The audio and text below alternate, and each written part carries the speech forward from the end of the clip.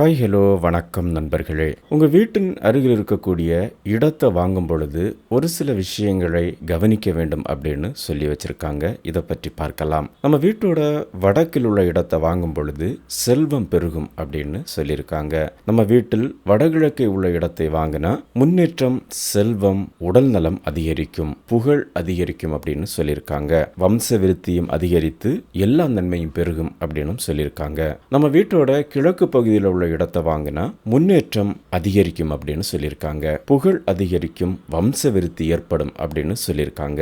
நம்ம வீட்டோட அக்னி மூலையில் இருக்கக்கூடிய இடத்தை வாங்கினா அது நமக்கு ஆபத்தை விளைவிக்கும் அப்படின்னு சொல்லியிருக்காங்க. நம்ம வீட்டோட தெற்கே மனையை வாங்கினா செல்வம் அழிந்து போய்விடும் அப்படின்னு சொல்லியிருக்காங்க. உடல் நலத்திலையும் பிரச்சனைகள் ஏற்படும் அப்படின்னு சொல்லியிருக்காங்க. துயரங்கள் உண்டாகும் என சொல்றாங்க.